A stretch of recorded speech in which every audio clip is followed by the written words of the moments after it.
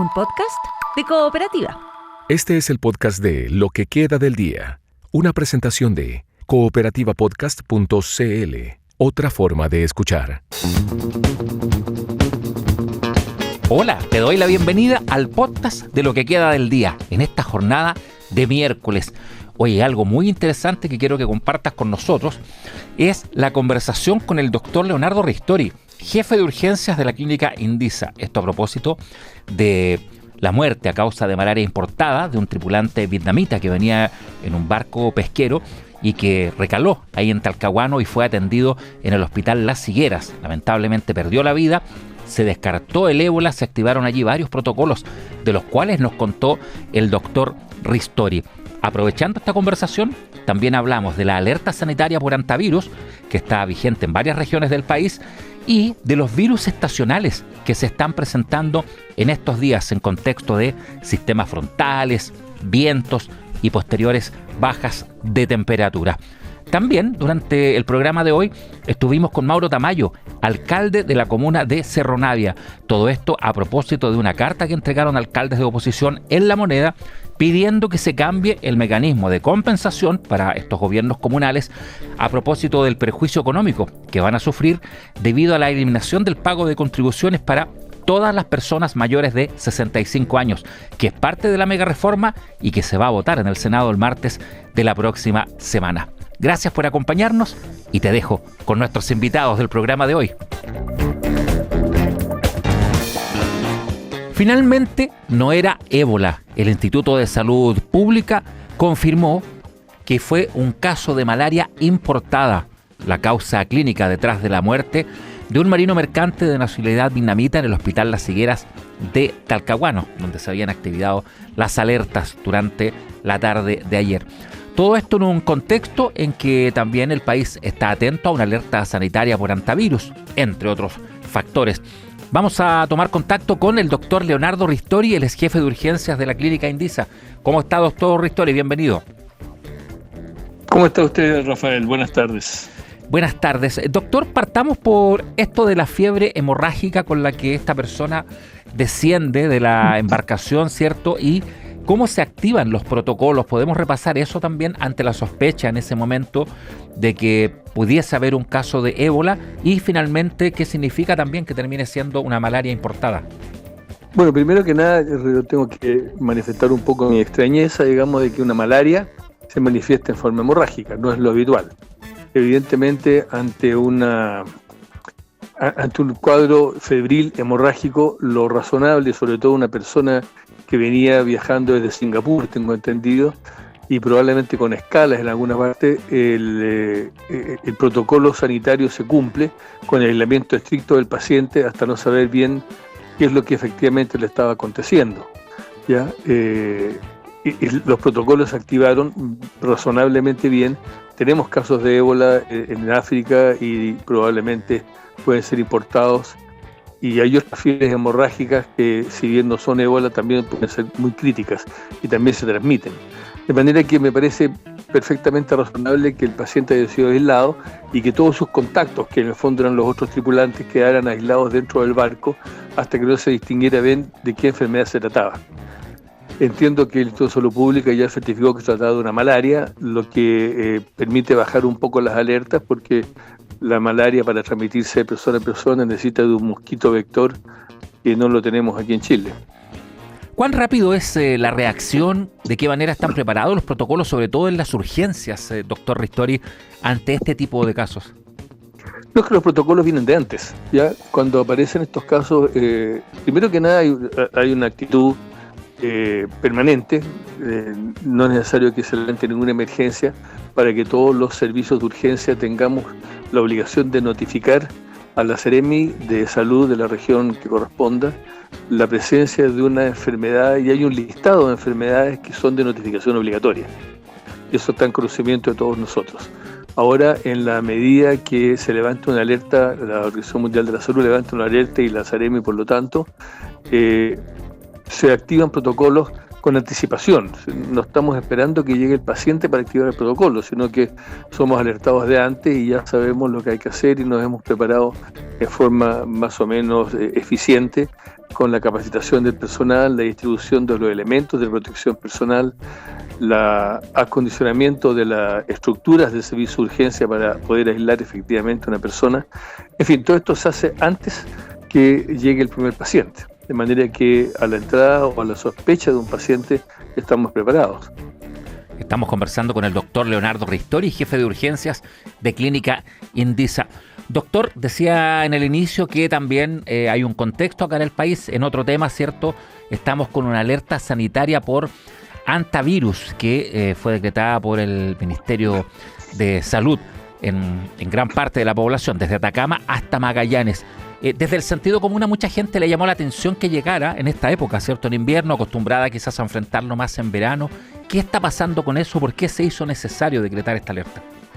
Sí, bueno, primero porque aparecieron casos de anta, efectivamente son más frecuentes en el verano, pero las lluvias permiten el crecimiento de estas plantas que son el lugar ideal para el reservorio de los roedores que transmiten el anta.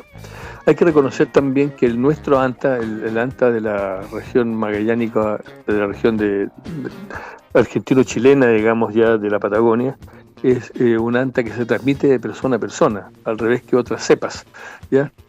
Entonces es razonable que cuando tenemos un brote o la aparición de muchos casos simultáneamente en una región, se levante la alerta sanitaria para todo el país, porque la gente viaja y nuestro anta es transmisible, ¿ya? De manera que también es perfectamente razonable que estemos alerta a la aparición de un cuadro que en este caso no es hemorrágico, ¿ya? El anta nuestro es más bien con compromiso pulmonar, no hemorrágico, pero tiene todo el aspecto de un cuadro gripal al principio, entonces hay que estar atento a ver que esto que está llegando al servicio de urgencia efectivamente lo atendamos con la debida precaución, que veamos la forma de aislar al paciente hasta que no tengamos bien claro qué es lo que le ha sucedido, que hagamos la encuesta epidemiológica de saber dónde estuvo en los días previos, digamos, y si este lugar en que estuvo efectivamente había otros pacientes con lo mismo o él venía de un lugar en que había circulación de roedores.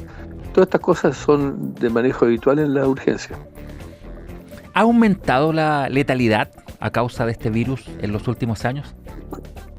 No, la verdad las cosas es que tenemos tratamientos bastante eficientes, ¿ya? Y no podemos hablar de un aumento significativo de la letalidad, ¿ya? Siempre van a ser notorios los casos más graves y que fallecen, pero si hablamos a nivel general no hay un aumento de la letalidad. Lo que pasa es que sigue siendo una enfermedad muy grave, digamos, no podemos desconocer ese hecho. Doctor Ristori, respecto a la transmisión entre personas, ¿sigue siendo algo que pasa poco, pero bajo qué circunstancias podría darse? En el caso, nuestra cepa de anta lamentablemente se demostró que es transmisible de persona a persona. Usted debe recordar lo que pasó en el barco este. Claro, el crucero, sí. Claro, ese crucero se contagió la gente entre ellos dentro del barco. Después que algunos pasajeros que subieron ahí estuvieron precisamente en la Patagonia, entiendo que haciendo una observación de aves. Se transmite por vía aérea, pues exactamente igual que cualquier gripe, digamos, ¿ya? Por lo tanto, hay que tener bastante precaución cuando uno está ante una persona resfriada que estuvo en el sur o que estuvo en contacto con alguien que positivamente tuvo anta, y proteger bien, usar mascarilla, lavarse las manos, en fin, más o menos las cosas que hemos estado pregonizando desde hace ya tanto tiempo, desde la pandemia de COVID, ¿no? Son transmisiones de por vía aérea y hay que protegerse de eso. ¿Qué tan complejo es detectar un síntoma que uno pueda pensar o sospechar que se pueda tratar del virus anta, más allá, cierto, del lugar donde haya estado uno expuesto, en fin? ¿Qué aconsejaría ahí a estar alerta al respecto? No es tan complejo, ¿ya? Hay pruebas serológicas que permiten la identificación. Primero primero que nada tiene usted la sospecha clínica. Un paciente ya con fiebre alta, con dolores musculares, con intensa cefalea, con dolor en los ojos, ya con algún cuadro ya de inicio de dificultad respiratoria, uno tiene el perfecto derecho a sospechar que está ante una enfermedad que sobrepasa lo que puede ser un resfrío común o incluso una gripe. Pero de todos modos, ante la sospecha, lo que uno hace son pruebas serológicas, ¿ya? Y eso permite distinguir muy rápidamente de qué se trata ahí. Nosotros lo que hacemos, bueno, nosotros no, todos los servicios de urgencia, digamos, los servicios hospitalarios, lo que hacemos es aislar al paciente hasta que no tengamos un resultado suficientemente fidedigno de la muestra que se hace primero en los laboratorios locales y una contramuestra de seguridad en el Instituto de Salud Pública. Confirmado el caso, podemos decir claramente que tenemos efectivamente un caso de ANTA, o de dengue, o de fiebre amarilla, o de, en fin, todas estas enfermedades que tienen circulación por causa de virus, ¿no? Aprovechando esta conversación, doctor Leonardo Ristori, jefe de urgencia de la clínica Indisa, ¿qué tal el comportamiento de los virus por estos días a propósito de lo que ha ocurrido, ¿cierto?, con Julio, que ha llovido mucho en los últimos 10 días, vuelven las lluvias, el viento, se espera que las temperaturas bajen, pero ya después que pasen todos estos sistemas frontales? ¿Cómo ha estado esto alineado con el tema de las urgencias por algún tipo de virus, por temas respiratorios, en fin? ¿Qué tal ha estado eso en estos días?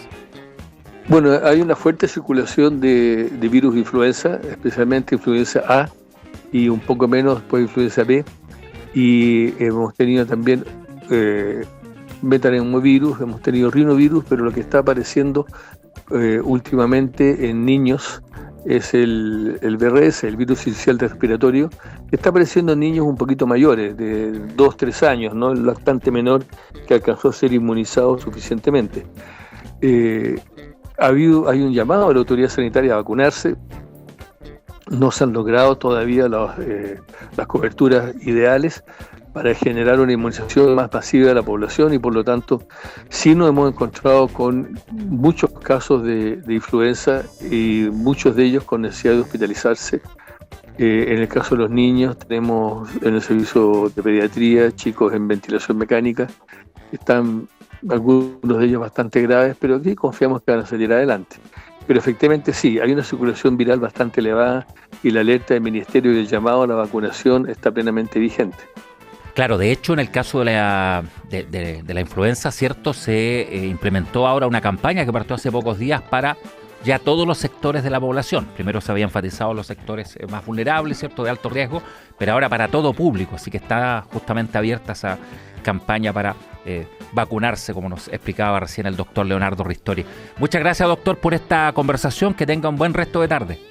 Igual para ustedes, que estén muy bien y a cuidarse. ¿Bien? Gracias. Estás escuchando el podcast de Lo que queda del día, una presentación de cooperativapodcast.cl. Es uno de los temas de la semana a puertas de la votación del próximo martes en el Senado. Hasta La Moneda llegaron varios alcaldes pidiendo cambiar la fórmula de compensación a los municipios que serán afectados por la mega reforma.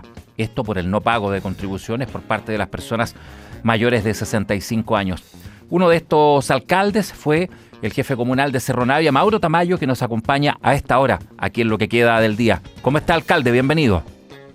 Muy bien, Rafael, gracias por poder comunicarnos contigo, con los auditores de la radio cooperativa, en horas que son bastante críticas, en horas y momentos que son bastante importantes de lograr que los vecinos, la ciudadanía, conozca lo que está ocurriendo, porque esta discusión, particularmente esta discusión, va a estructurar de una forma segregada nuestro país de aquí en adelante. No va a haber ninguna posibilidad de que ningún gobierno en el futuro pueda inyectar más recursos a las comunas. ¿Y sabes por qué, Rafael? Porque solo, y quizás no lo alcancen a hacer, van a estar inyectando recursos a las comunas más ricas de nuestro país, desde lo que tú pagas en tu impuesto a la renta o el impuesto a IVA. Cada vez que hagas una compra, cada vez que compres un kilo de pan, un litro de leche, va a estar financiando directamente a las comunas más ricas, y eso es algo bien difícil de entender. Y los más pobres terminen financiando a los más ricos de Chile. Hay alcaldes dentro del oficialismo principalmente, por ejemplo el jefe comunal de Ñuñoa, Sebastián Sichel, que han planteado que en el fondo va a volver el dinero que se va a perder, y que eso es lo relevante, no ir al fondo del tema. ¿Ustedes cómo ven esta apreciación y también el quiebre que ha habido a nivel de Asociación Chilena de Municipalidades por esto? Mira, a mí no me interesa polemizar con los alcaldes. Evidentemente, Ñuñoa, Providencia, Vitacura son, junto a Las Condes, las comunas más beneficiadas, y uno entiende que le interesa que esto salga así rápidamente y que nadie se entere.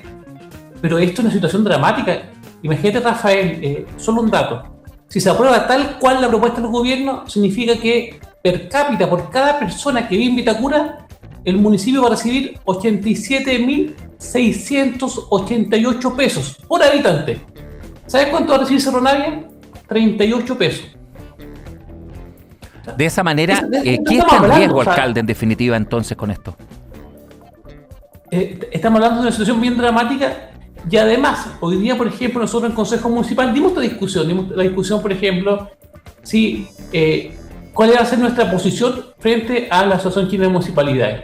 Y ¿sabes la discusión? Lo que nos dijo es, y fue votado, todo el Consejo Municipal, de centro derecha, de derecha y de izquierda, junto al alcalde, votamos de forma unánime lo siguiente: pedirle a la Contralora General de la República pueda revisar cómo el directorio de la asociación tomó esta decisión de apoyar esta indicación.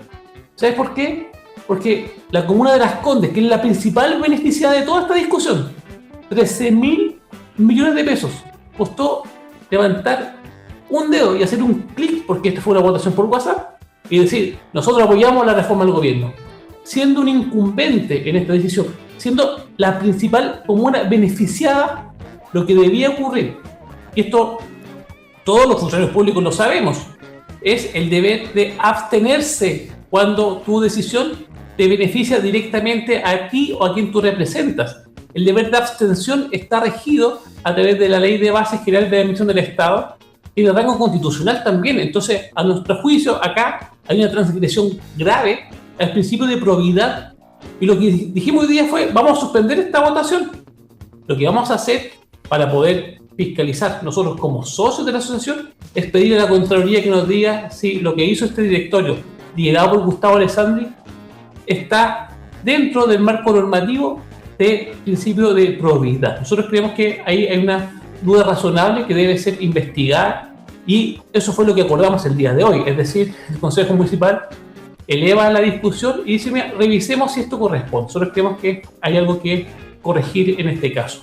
Pero, ¿qué estamos pidiendo? Hoy día fuimos un grupo de alcaldes y alcaldesas a La Moneda.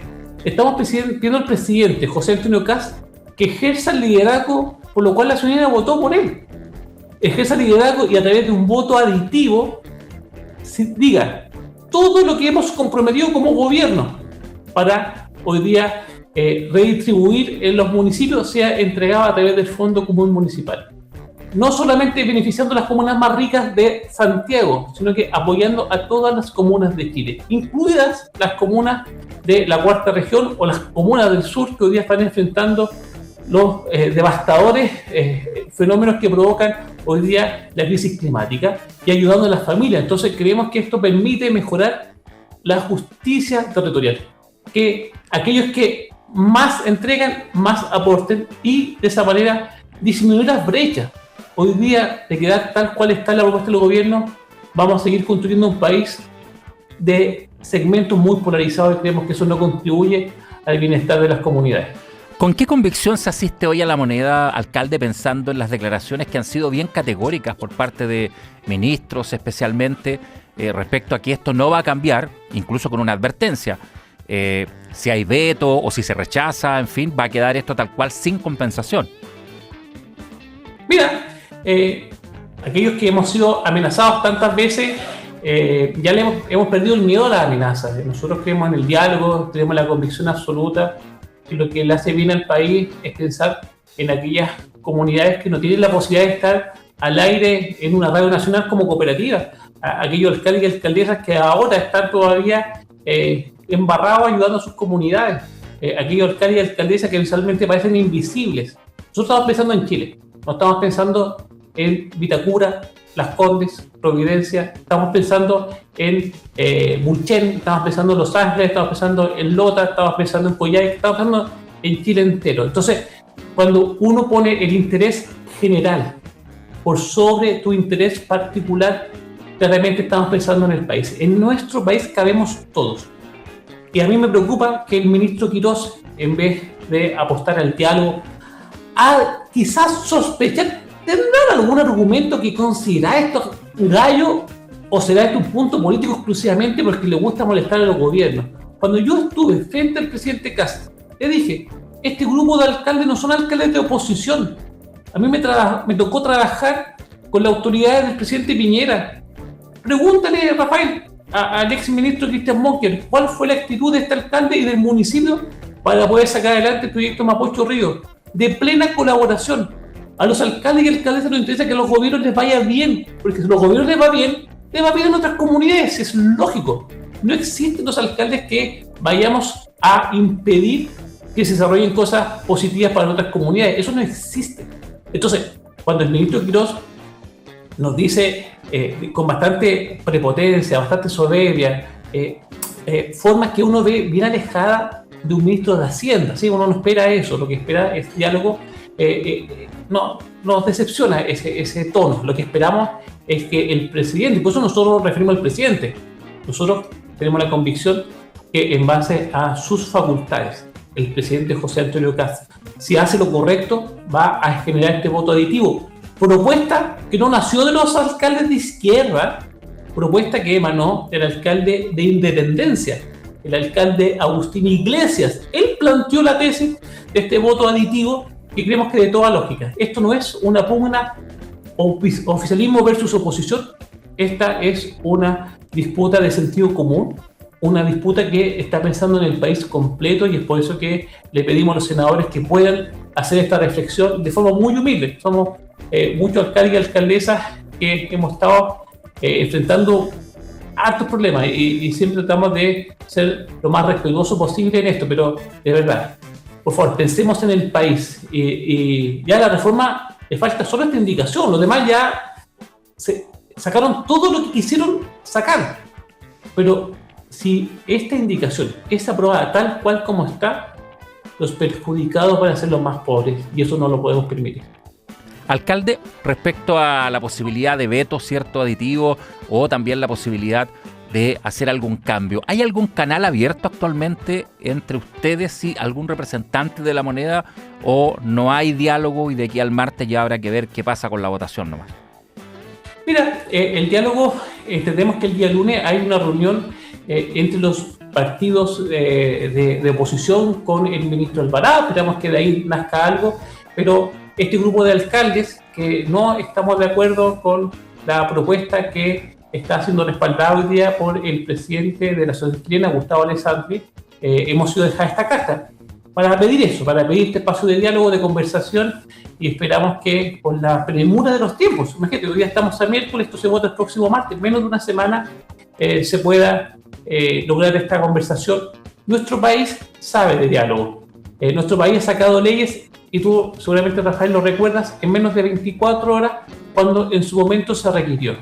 Entonces, cuando existe la convicción de que las cosas las podemos hacer mejores, no estamos pidiendo nuevos recursos, no estamos pidiendo más recursos, no estamos pidiendo desvestir un santo, estamos pidiendo que lo mismo que comprometió el gobierno pueda ser distribuido con criterios de equidad en todo Chile. Solo eso. ¿Qué espera de los parlamentarios finalmente en este contexto en cuanto a ese diálogo que se pueda dar el lunes, los mismos del oficialismo? Mira, yo espero que puedan reflexionar sobre esto. Y como te gustaba, Rafael, yo no caigo en las caricaturas, mira, todos los de derecha son malos, todos los de izquierda somos buenos, todos... No. Hay senadores de centro derecha, personas sensatas. Hay alcaldes y alcaldesas, incluso de derecha, que quizás se vean beneficiados hoy día, que esto lo ven con distancia. O sea, no sé si tú compartes, pero hay vocerías. ¿Dónde está el alcalde Alessandri de Lo Barnechea? ¿Dónde está la alcaldesa de Vitacura, Camila Merino, refiriéndose a esto? Yo lo que veo en base a su silencio es que no quieren ser parte de este debate porque entienden lo que está ocurriendo acá. Cuando estuvo, por ejemplo, el exalcalde Torrealba de Vitacura como presidente de la asociación, el exalcalde Codina, o sea, estoy hablando de exalcaldes de centro derecha, presidiendo la asociación, entendían que no era una pugna político-partidista, sino que era una representación transversal del municipalismo, siempre pensando en las comunas más postergadas. Si en este país cabemos todos, cabemos todas, no hay espacio para dejar, no, mira, esto, Chile vamos a hacer que en un sector se viva como en Dinamarca y el otro sector, la gran mayoría, va a vivir como en el África subsahariana. Eso no puede ser, si este país puede dar bienestar a toda su población. Entonces, yo lo que confío es que en aquellos senadores y senadoras que tengan esta lógica, que logran hacer doble clic, que entiendan que hoy son 13.000 millones, pero el próximo año, cuando nuevas personas cumplan 65 años y queden exentas, este monto va a aumentar. Y el siguiente año, cuando nuevas personas cumplan la edad, esto va a seguir aumentando. Y esto solo va a crecer año tras año, año tras año. Por eso cuando yo digo, no va a haber un peso para poner las comunas pobres, es porque el Estado, con financiamiento de impuestos generales, va a estar financiando directamente la opulencia de las comunas ricas y no va a tener nada para las comunas pobres. Y eso es doloroso cuando nuestros vecinos van a los centros de salud y no encuentran una respuesta que responda a sus necesidades. Entonces, de verdad, acá tenemos que hacer un acuerdo y estoy seguro que esto no puede entenderse como una lógica político-partidista. Acá tenemos que lograr mínimos civilizatorios. ¿Cómo es posible que la alcaldesa de Las Condes, por ejemplo, que le toca administrar ella con disponibilidad alrededor de 300.000 millones de pesos, diga, no, mira, si no me pasan esos 13.000 quiebro, no tengo qué hacer? Cuando el presupuesto total de Cerro Navia está sobre los 30.000. Entonces,